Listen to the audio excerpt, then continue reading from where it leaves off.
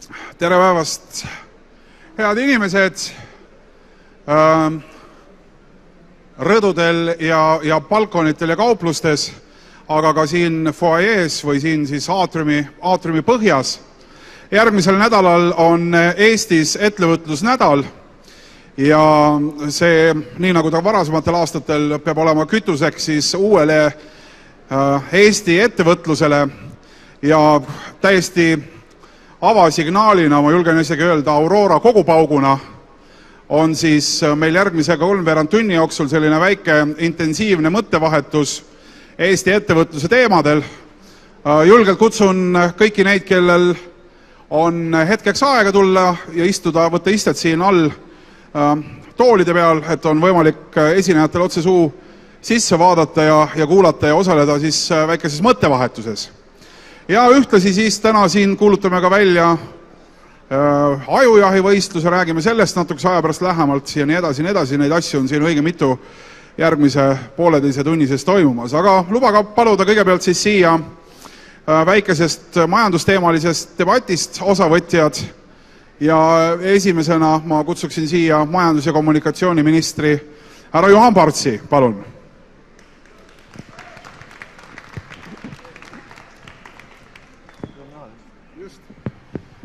Oleme täna hommikul juba härra Partsiga kohtunud, aga nagu te nägite soojas käepigistuses, siis on meil ikkagi rohkem asju ühiseid, mis seovad ja mõned üksikud erimeelsused, aga need on tõesti väga vähe.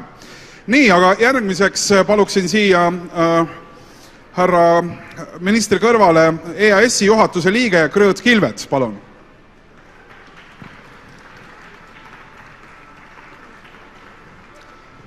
Siis edasi SEB juhatuse esimees Riho Unt.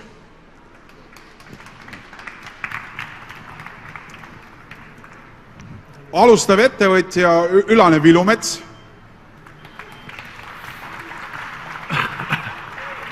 Ole hea, Ülane, palun. Ülane alustas juba eelmisel aastal ajujahivõistlusel. Järelikult aasta aega sellist firma tegemise kogemust on veel Eestis ikkagi alustaja. Aga see on ju väga tore. Ja siis ma paluksin siia veel Skype Eestist Andres Kitteri. Nii, meil said kohad ilusasti täidetud ja me võiksime jutuga pihta alustada. Ma loodan, et te olete kõik vastava tehnoloogiaga varustatud ja teie mõtted saavad kaunil häälel kõlavaks. Ma alustaksin kõigepealt ühest viitest uue arengufondi juhi Tõnis Arro sõnadele, millest ta rääkis Riigikogus ja Riigikogus ta ütles, et Eestis on ettevõtjaid kogu elanikkonnast umbes 4–5%, Euroopas on see keskmine number umbes 9%. Ma arvan, et siit on täiesti õigustatud küsimus, mille üle võiks natukene mõelda, et kus kohas täna need puudu jäävad 5–4%, siis teisipidi arvustades, kus nad täna tegelikult on, mida nad teevad, miks nad ei tegele ettevõtlusega. Härra minister, äkki te alustate? Jaa, kõigepealt ma teadsin, et Urmas Vaino selle küsimuse esitab ja ma vaatasin, mida see Arvo seal siis ütles. Ma usun, et on oluline täpsustada, need on nüüd minu andmed, et see tegelik statistiline näitaja, kui palju siis Eesti inimene on ettevõtlik või mitu protsenti kogu meie nii-öelda tööealistest inimestest on ettevõtlik, on 8,2.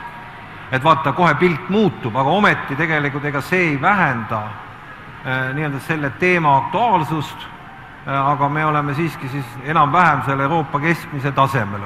Muudab, teeb mind natukene kergemaks. Nii et, aga ma arvan, et kui me vaatame oma majanduse arengut, kogu aeg peame küsima, et mis on need ressursid, mis panevad ühe rahva majanduslikult hakkama saama. Esiteks. Me peame arvestama, et ega Eestis on loodusressursse, aga neid ei ole väga palju. Mets, põlevkivi ja muu on juba, ma ei tea, natuke liiva ja savi. Et tegelikult ikkagi sellise ühiskonna ja sellise nagu riikliku korraldusega nagu Eesti on ikkagi põhiline ressurss majanduslikuks hakkama saamiseks ja inimeste heaoluks on tegelikult seesama need ettevõtlikud inimesed. Ja selle ressursi defitsiit on permanentne. et sellepärast me tõenäoliselt oleme täna siin, teeme ajujahte, teeme igasuguseid muid algatusi, katsume koolides õpetada ja kõike muud taolist.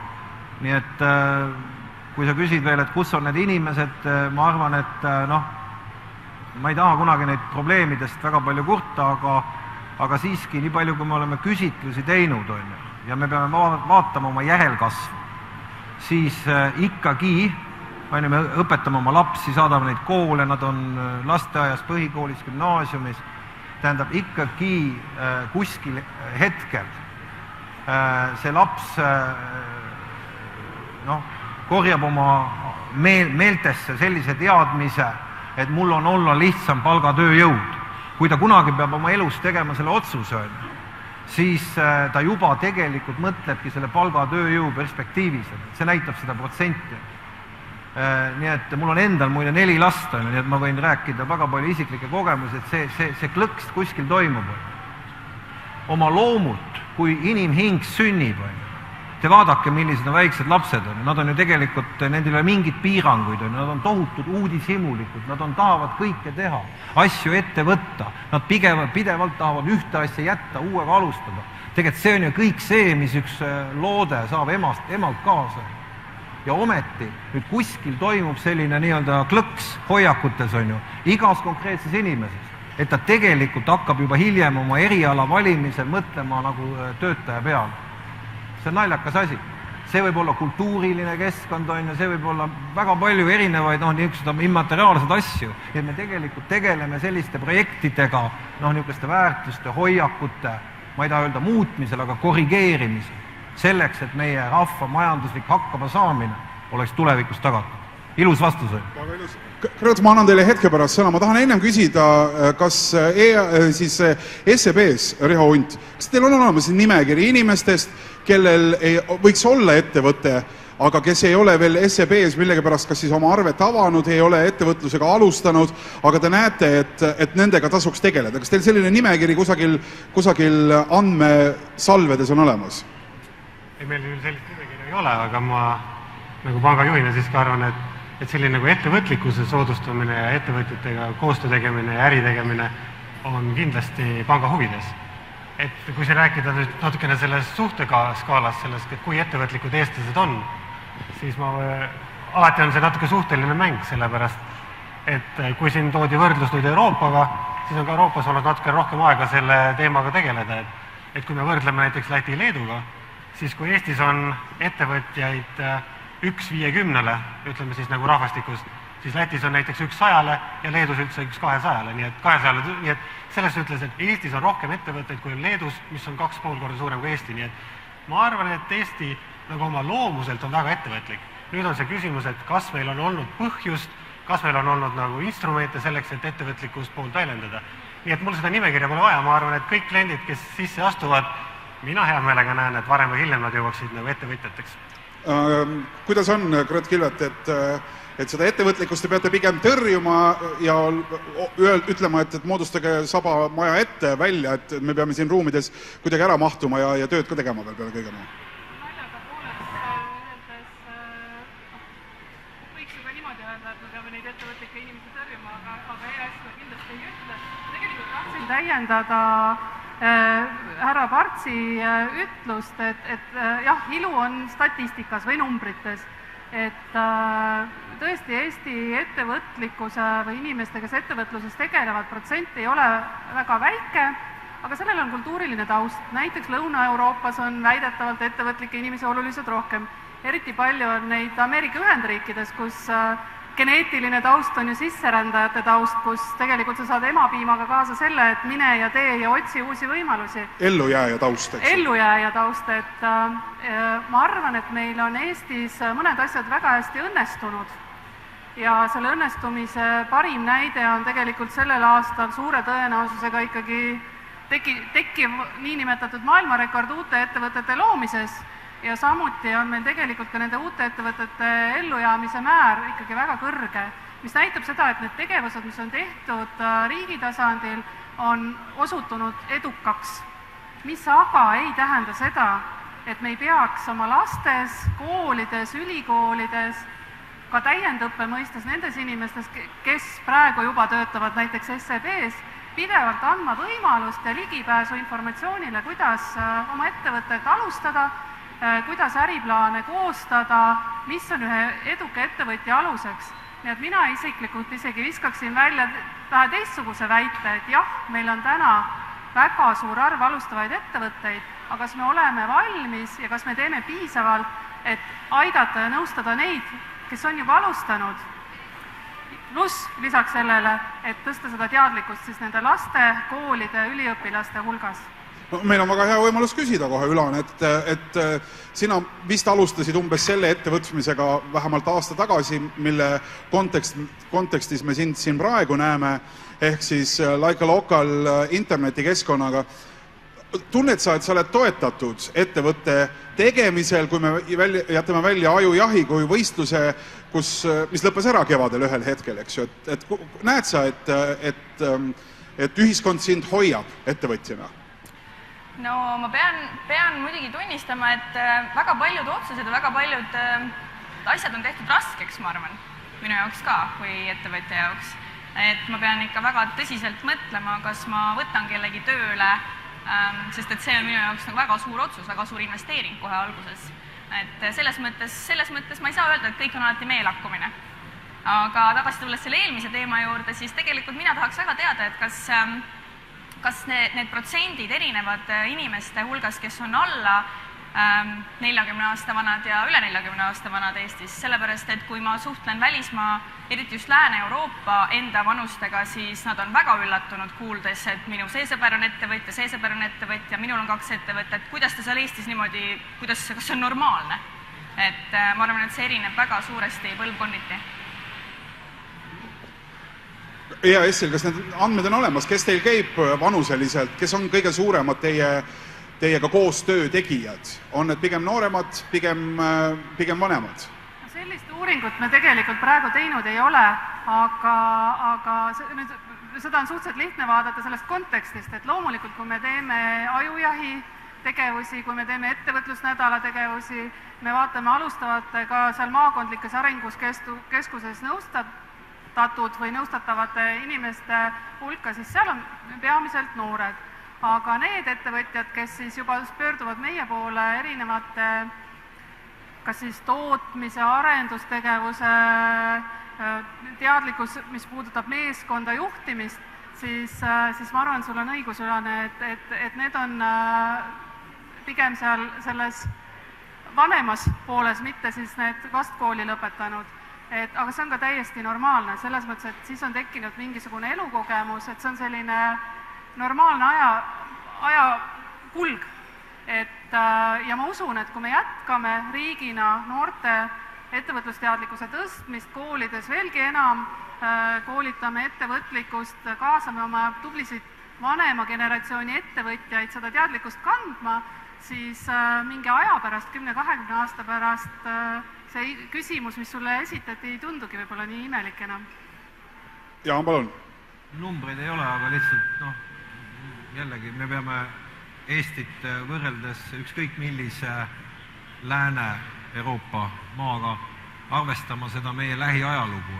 On täiesti selge, et see põlvkond, mis algab tõenäoliselt minust, aga võib-olla natuke veel vanematest, on siiski suure osa oma elust, mis nende hoiakuid ja oskusi kujundab, elanud on ju selles viljastavates nõukogude plaanimajanduse tingimustes. Kandsid komsomoli märki ja kaevasid kraavi. Ehk teisisõnu, me peame arvestama sellega, et kui me täna räägime, et vaba ettevõtlus on meie majandusliku hakkamasaamine põhiline ressurss, siis meie hulgas elab ju enamik rahvast, kes tegelikult on elanud ajal, kus vaba ettevõtlus oli kriminaalkuritegu.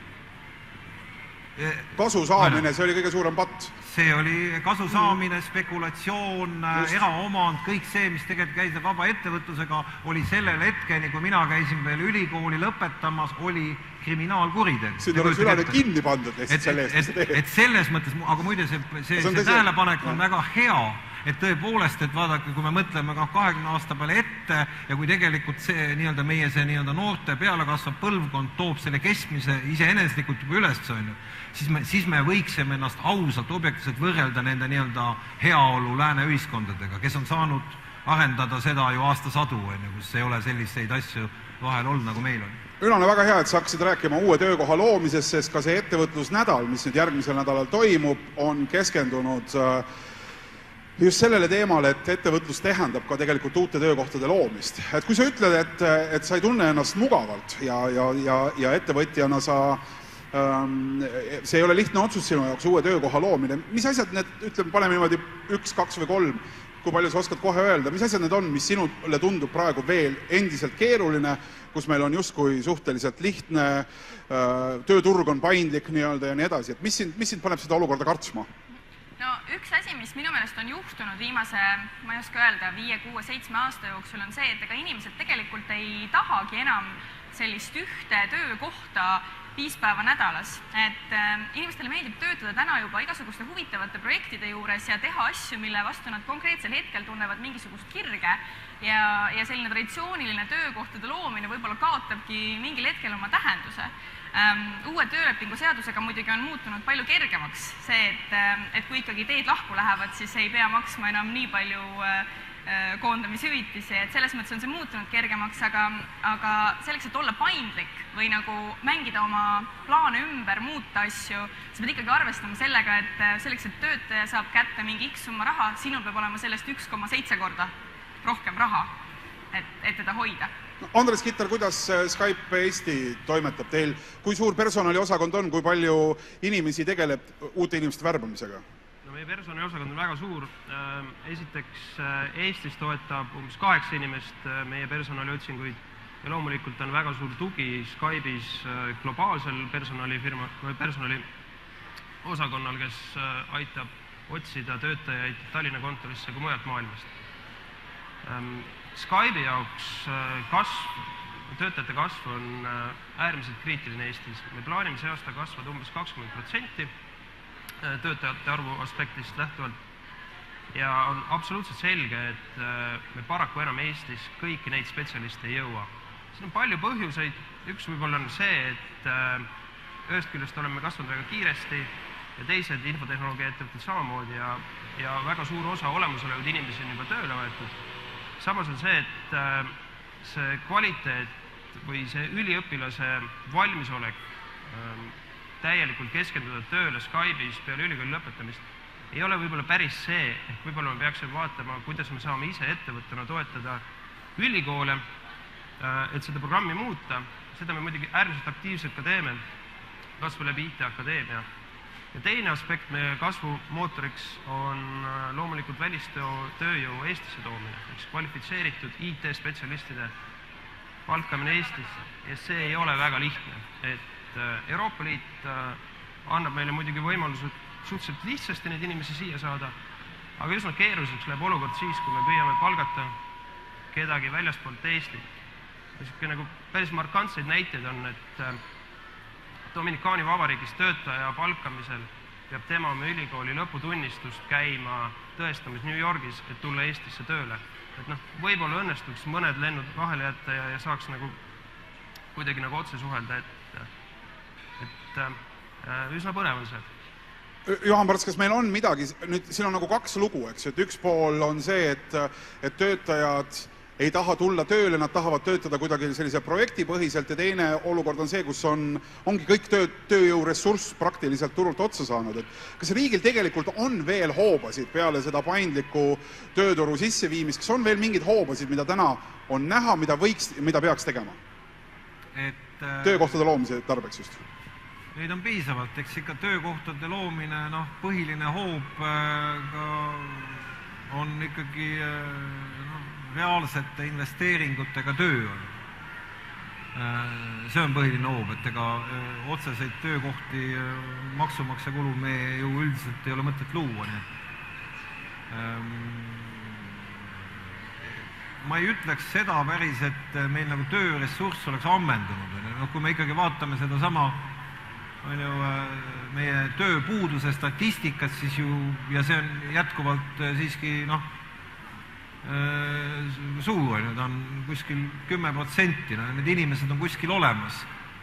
Muidugi, alati on väga keeruline eriti pikaajaliselt inimene, kes on olnud eemal on ju tööst ümber õpetada, aga see ümberõpetamise temaatika on, ma arvan, ikkagi väga-väga oluline, sest tegelikult jällegi, kui me vaatame 20 aastat ja tagasi ja 20 aastat ette, siis see töökohtade olemus on kapitaalselt muutunud. Isegi mitte see muutus, mis on reaalsus, on ju, et inimesed töötavad mitmel kohal, töö ei ole mingisugune orjaks olemine, vaid ikkagi tööga üldiselt käib kaasas, et sa pead olema motiveeritud ja nii edasi, et see, mis töökohtadel toimub, on nii palju muutunud, et mingisugune ümberõppe, uued erialad, uued oskused, see muide toimub Eestis iga päev. Siin on riigi jaoks on see küsimuste küsimus, on ju, et kuidas ikkagi ütleme väga efektiivselt kaasa aidata. See on see põhiküsimus. Et kõik need haridussüsteemid, kutseharidussüsteemid, nad on paratamatult, jäävad nagu kergelt, töötavad teisel käigul, kui tegelikult tihtipeale need nii-öelda investeerijad ja ettevõtted vajavad. Et ikka läheb aasta aega, 2 aastat, siis on juba hilja, on ju. Haridussüsteem, see eeskäimine, see on selline unistus, me teame, et see ei ole kunagi ideaalne, aga see on, mida peab riik utsitama tagant koos siis ettevõtjatega.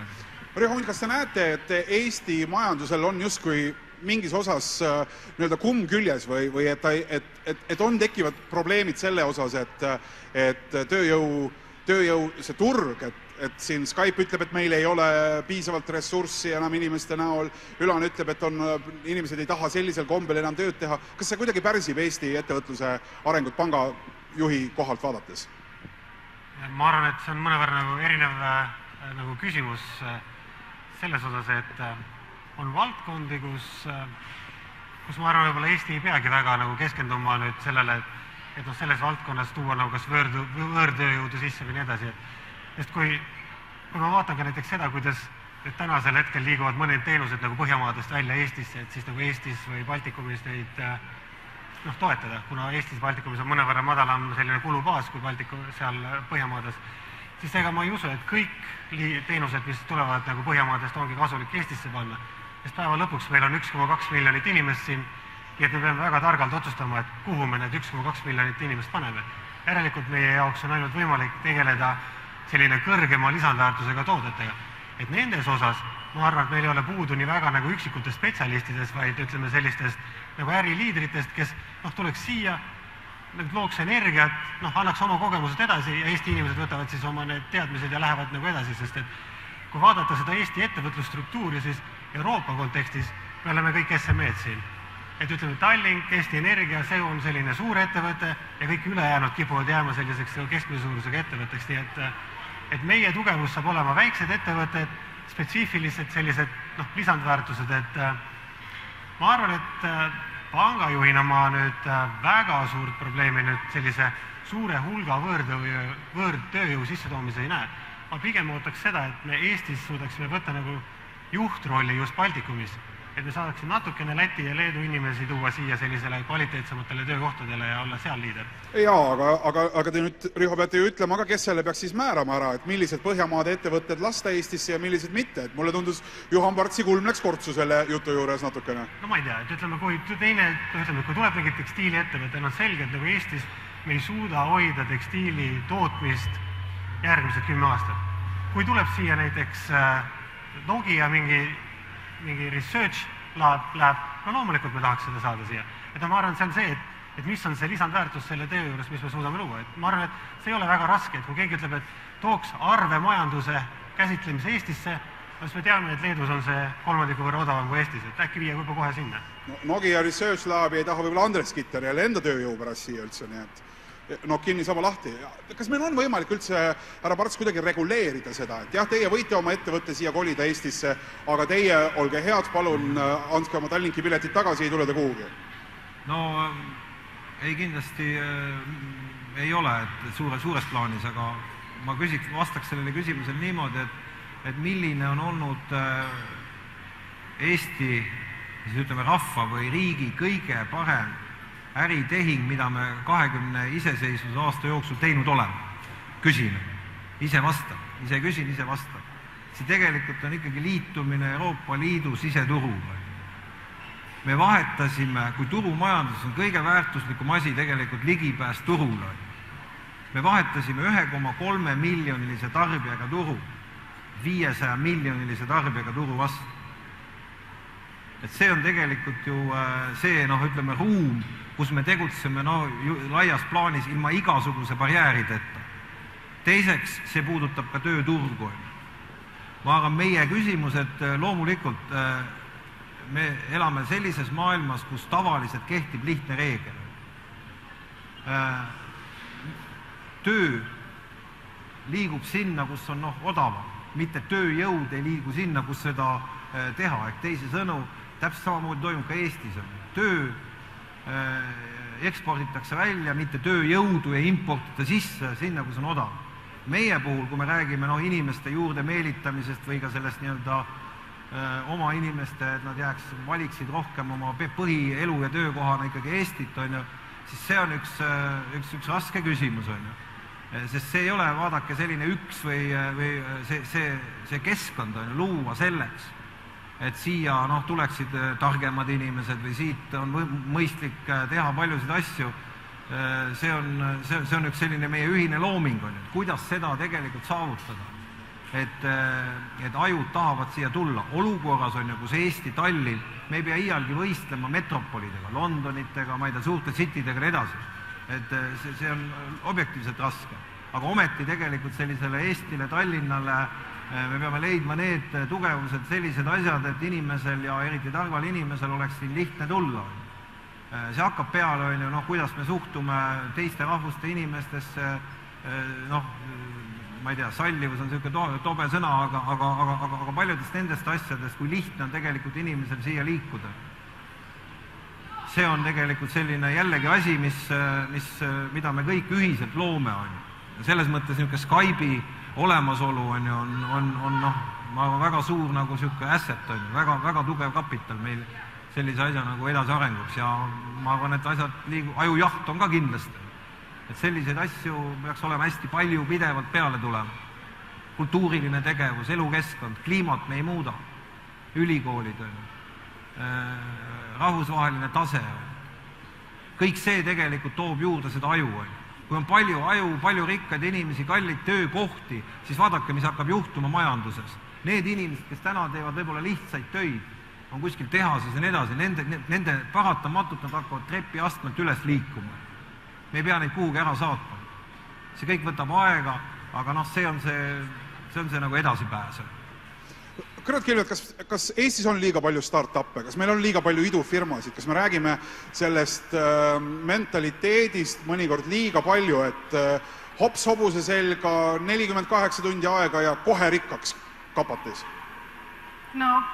Esiteks, aus vastus on see, et Eestis kindlasti ei ole piisavalt palju start-up'e ja ma ütlen seda sellepärast, et mis asi on start-up? Start-up ongi alustamine ja ambitsioonikas alustamine. Start-upi võib teha tegelikult iga väiksema nurga taga, kui sul on piisavalt teadmist, aga ma seoks selle ikkagi selle küsimuse ära eelmise vastusega, ehk siis selle ajudega. Et ajujahi nimi ei ole ka kogemata ajujaht, vaid kui me räägime Eesti suurusega riigist, siis meie edukaks hakkama saamiseks on üks väga oluline alus ja see on teadmised ja aju.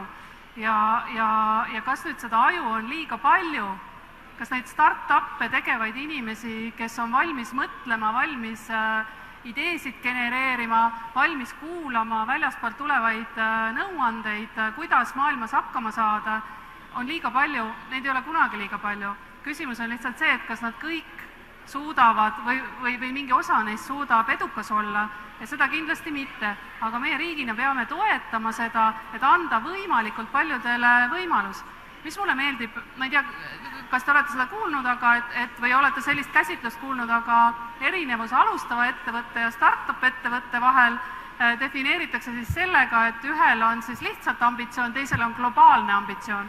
Globaalne ambitsioon juba iseenesest kõlab natuke naljakalt, et ma ei tea, me võime Ülase käest küsida, kas tal oli globaalne ambitsioon või mitte, aga see globaalne ambitsioon eeldab teadmisi.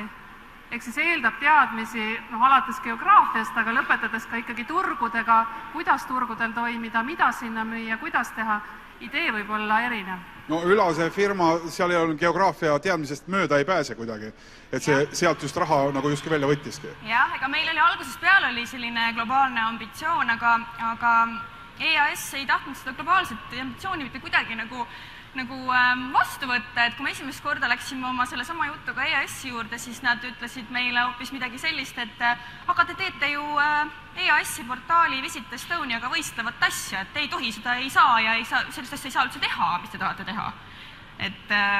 Ja sinna paika see jutt jäigi, et siis ma pidin ootama kuni ajujahini, et see asi siis nagu ikkagi käima lükata. Vahetevahel võib juhtuda ilmselt niimoodi, et kui asi tahab konkureerida, siis konkurendiga tuleb ikkagi tegeleda nii nagu konkurendiga. Muidu, kuidas Skype'is on lugu? Kas Skype lubab oma töötajatel idufirmasid asutada ja teha selliseid 48-tunniseid ajurünnakuid, et uusi firmasid püsti panna? Jaa, Skype väga toetab seda sellepärast, et kui inimesed on ettevõtlikud väljaspool tööd, siis ilmselt on oma töös palju ettevõtlikumad. Siin on päris palju mitmeid positiivseid näiteid ekskolleegide ja praeguste kolleegide näol, kes on väga palju aidanud alustavaid ettevõtteid, on täna seal aktiivsed, on täna endiselt Skype'is aktiivsed. Ja see ei ole ainult Tallinna kontori fenomen, vaid see on üle Skype'i niimoodi. Ja ma tegelikult tooks näite võib-olla laiemalt ka Microsoftis, kus tegelikult selline töötajate poolne mittetööalaselt seotud innovatsiooni loomine on väga tugevalt toetatud. Näiteks Microsoftis on olemas täiesti hästi varustatud labor, mis ei ole seotud Microsofti põhitegevusega, kus töötajad saavad oma vabal ajal tulla, inkubeerida ja luua uusi tooteid. Nad ei ole seotud Microsoftiga, nad võivad need tooted müüa väljapoole, mida on ka juhtunud. Ehk tegelikult see näitab seda, et ettevõte ise on valmis looma oma töötajatele keskkonna, mis võimaldab tegelikult neil tegeleda erinevate projektidega, mitte ainult oma igapäevatööga, vaid ka muu asjaga, luua midagi uut, müüa seda välja, kui see on nagu mõistlik. Ma arvan, et Riho võiks samamoodi pangas soosida töötajate innovatsiooni, osta mõned 3D printerid endale sinna ja lasta prototüüpe teha. Kuidas sellega on? Kas pangatöötajatel on lubatud teha start-up'e öösel ja päeval siis klient ja leti taga punaste silmadega teenindada? Ma arvan, et see on mõnevõrra meil piiratud. Et paraku meil seal on paljude huvide konfliktide ja kogu see pühendumise küsimus, et palju see võivad teha. Et ma usun, et Skype'i-taolistel ettevõtetel läheb see väga hästi finantssektoris mõnevõrra keeruline, sest et sel juhul võib tekkida kliendihalduritel juba konkureerivad ärihuvid ja nii edasi. Et siinkohal me püüame hoida. Aga ma tahtsin seda öelda, et ega see ettevõtlikkus on niimoodi, et see kogu selline nagu tohutu innovatsioon on sisuliselt ainult nagu 1%, et kogu ettevõtlikkus iseenesest on väga lihtne, et sa otsustad, et sa tuled mugavast palgasuhtest välja ja hakkad lihtsalt kandma seda äririski, et me planeerisime ka seal täpselt, et oma tööjõudu ja meil on ka siis olemas see inglise keele tõlk majas. Ja ma tõesti ei saa aru, et miks ei julge ta võtta nüüd seda ette, et ta nüüd tuleb hoopis mitte nagu palgasuhtena meie juurde, vaid ta tuleb nagu ettevõtjana meie juurde ja siis ta võtab lisaks meile juurde veel järgmised nagu 3-4 klienti. Et see on see, et kas sa julged teha selle sammu, et sa ühel hetkel ei ole just mugavas palgasuhtes ja teenid rohkem raha ja maksad endale nii palju palka, kui nagu Ülo Pärnis lubas, et kõik saavad endale need Rootsi palgad. Kui võib natuke provotseerida selles mõttes, et Eestis skeptikud ju ütlevad, et selles startup maailmas seal on ühed ütlevad 500, teised on natuke lahkemad, ütlevad 1000, osad veel takkaotsa veidrikud ka käivad ja leiutavad, et mis kasu tegelikult Eesti majandusele sellest ikkagi tekib? Ma arvan, et mul ei ole numbreid kaasas, aga kui me vaatame otseseid panust SKP-sse, siis me kindlasti juba võime start-upi SKP tordilõigu välja joonistada, esiteks. Teiseks kindlasti töökohade. Kolmandaks, mida mina kõige rohkem sellest hindan, on ikkagi tegelikult see, et sellisest ettevõtlusest on tehtud ikkagi fun. Et see fun'i ja see on kõige lihtsam ikka sõnum on, ütleme, ennekõike noorele põlvkonnale. Ma arvan, et see, mida tänane see Eesti startup kogukond, mis on juba väga laiaks läinud, kannab, on ikkagi tegelikult selline fun sõnum, eneseteostus, piirideta maailm, kui tahan, teen ära ja need on ju väga reaalsed asjad, Nii et neid on palju rohkem, kui me tegelikult tavaliselt oleme harjunud öelma Skype, et ma võin loetleda praegu üles 15 startupi, keda võiks samamoodi julgelt promoda kui eeskuju oma inimestele. Ja loomulikult on ju, mida mina olen alati öelnud nende startupi erinevate tegijatele, kellel juba midagi on ja kes võib-olla vaatavad, käivad Ameerikas ja nad juba saavad mingit tulu, siis et ikkagi mehed või naised, et kui te teete, et me tahaks ikka näha, et tulevikus kasumi te võtate välja Eestist. Et auasjaks peaks saama see, kui kasum võetakse välja Eestis. Ükskõik, te võite võtta oma startupi, võtta sinna mingeid ameeriklasi või ma ei tea, hiinlasi, keda iganes teil on vaja sinna kaasata omanikena või kellena. Aga mehed, võtke endale see eesmärgiks, võtke tuleviku kasum välja Eestist. Ja mul on muide mitmegi ettevõtja lubadus olemas, kes on lubanud seda teha, kes on täna juba üsna tegijad, lisaks Skype'idele. Skype'i käest ma jäin hiljaks sellise lubaduse võtmisel. Ülale, kuidas on, kas sina oled oma vande käsi põhiseadusele andnud, et kunagi Laika Locali ameeriklastele maha müües, siis kasum Eestis välja võtad? No ma võin seda öelda, et ma tõenäoliselt teen seda, aga lihtsalt puhtalt sellepärast, et ma ikkagi näen ennast tulevikus Eestis elamas. Räägime natukene sellest, tuleme ringiga jutu alguse juurde tagasi ja arvestades seda, et ettevõtlusnädal on kohe tulemas ja seal on juttu nii ettevõtete asutamisest, uute töökohtade loomisest ja räägime siis sellest põlvkonnast, keda siin Juhan Parts juba kirjeldas, kes on oma elu elanud mingi osa nooruspõlves, kõige võib-olla tormikamad hetked on elanud Nõukogude Liidus, komsomolina, ehitades helget tulevikku. Kas meil on täna üldse põhjust nende pärast tegelikult võidelda, et tahta neid looma oma firmasid? Kuidas teile tundub?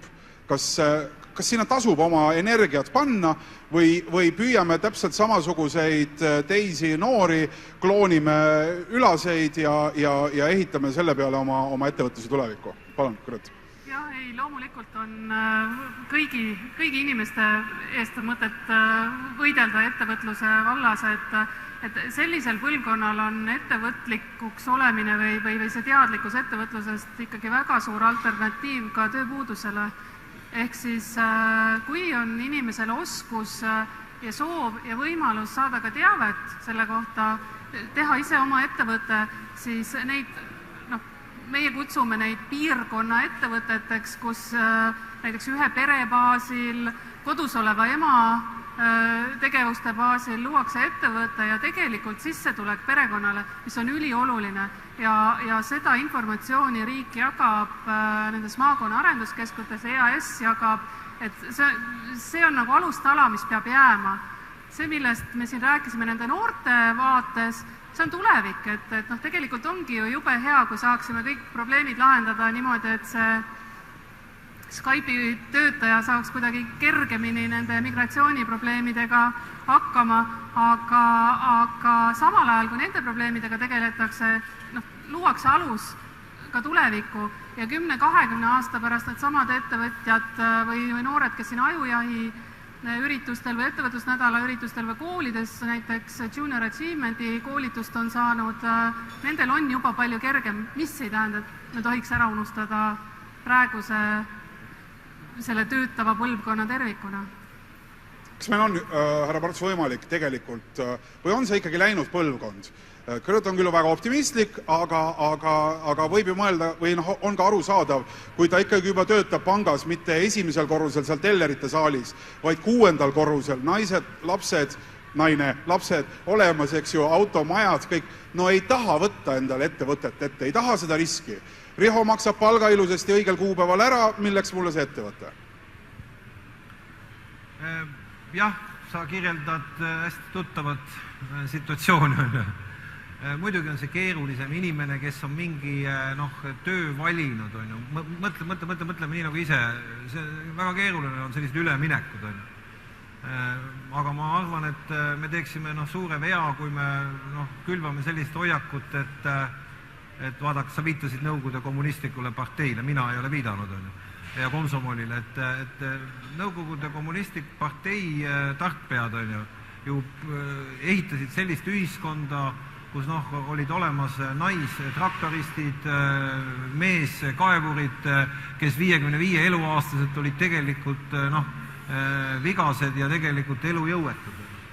No me juba elame või liigume edasi selles ühiskonnas, kus tegelikult selline terve ja väärikas eakas põlv hakkab tekkima.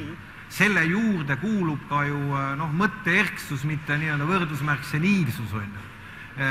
Ja nii edasi, nii et ja tegelikult, mis on ju eakatel inimestel, ma ei taha öelda eakad praegu pensionärid, aga eakamad kui näiteks ma ise, siis tegelikult ikkagi oleme ausad ka majanduses ja ettevõtluses. Üks asi on selline, ütleme, riskijulgus ja kõik selline pealehakkamist on ju, aga mida elukogenumaks saad, seda rohkem hakkad hindama tegelikult, mis asi on elukogemus. Ja öelda, et seda ei oleks vaja ettevõtluses või inimeste tundmises on ju. See on ikkagi hästi oluline, nii et ma arvan, et me kindlasti EAS ja riik ja me peame ka midagi niisugust lahedat mõtlema välja põlvkonnale 50+, ma arvan, me räägime praegu sellest on umbes. Et ikkagi tegelikult neid kuidagi viisi panna mõtlema, kuidas nemad seda käsitlevad ja üritada neid ka. Ja loomulikult eriti need, kes tegelikult on töötud või kuidagi viisi on nad lihtsalt nende senine tööoskused ei ole enam vaja. Mulle see mõte muideks väga meeldib, kui ma vaatasin siin ette ka siin niimoodi pilguga siin ringi, mulle tundub, et siin on julge pool auditooriumist on vanuses umbes selline 35. Mul on teile väga hea sõnum, teil on veel tööaega ees 30 aastat ennem pensionipõlve, nii et jõuab firmasid teha, nende pankrotti minna ja jälle uusi alustada küll ja veel. Et see tegelikult tavaliselt ei tule lihtsalt pähe, et tundub, et olen juba töötanud küll, eks ju, natukene aega. Kas põhimõtteliselt on võimalik teie eraettevõtjad, kas seda on võimalik või näete, millised võiksid olla need meetodid, millega siis tegelikult neid ettevõtjaid juurde tekitada? Seesama minu poolt kirjeldatud mugavustsoonis härrasmees, mõnes mõttes mugavustsoonis härrasmees, kuidas seda sealt kätte saada, välja saada? Ma võib-olla tahtsin eelmise teema juurde täpselt lisada seda, et väga tihti me jõuame selle probleemi lahendamisele siis, kui see on kohal. Et keegi on kas elutraagika või on mingite konkurentsisituatsioonide tõttu nüüd lahkunud tööturult, olles 40-50 aastat vana, et siis on väga raske tagasi tuua tööturule. Et seetõttu see peaks selgelt olema rohkem selline juhitud protsess, et sa oled 40 aastat vana, sa tead, et on olemas mingisugused sellised mingid toetusfondid või mingid nõustumis sellised lahendud, et jah, ma hakkangi 50-ndast elu ettevõtjaks. Ma tean, et ma ei ole enam võib-olla palgatööline enam niivõrd hinnatud, sest noored kipuvad peale tulema oma innovatiivsete ideede, aga ma saan alustada oma kogemuste baasil ettevõtte. Ja mul on lihtne liikuda seal turule ja see probleem pigem ennetavalt ära hoida. Et see on üks pool, et ma usun, et sealt on teha kõvasti. Kas SEB on valmis sellisele projektile kaasa lööma nii nagu ajujahile? No absoluutselt, me oleme siin, tunneme ennast vastutustundliku ettevõtjana siin selles riigis kogu aeg, et seetõttu me toetame nii ettevõtlust kui ka muid tegevusalasid, ka nii noortele kui ka vanematele. Väga tore. Meie 45 minutit on saanud seda ettevõtlusnädalat sissejuhatava debati osas läbi. Suur aitäh teile osalemise eest. Ma lihtsalt küsin, et kui kellelgi jäi meil midagi hinge peale, mida siin kontekstis tahaks ära öelda, siis... Mul ei ole muud öelda, kui ettevõtlus on julguse asi, et tuleb lihtsalt seda julgust ette. Täpselt nii. Teeme aplausi, see oli suurepärane mõte. Ettevõtlus on midagi sellist, mis vajab lihtsalt ettevõtmist. Ja nii see täpselt on. Järgmine nädal on siis ettevõtlusele pühendatud, üle-eestiline ettevõtlusnädal siis 1.–7. oktoobrini ja EAS-i ettevõtlusnädala lehekülje pealt saate lisainformatsiooni. Merilin, ole hea, sinu kord ja sinu ette.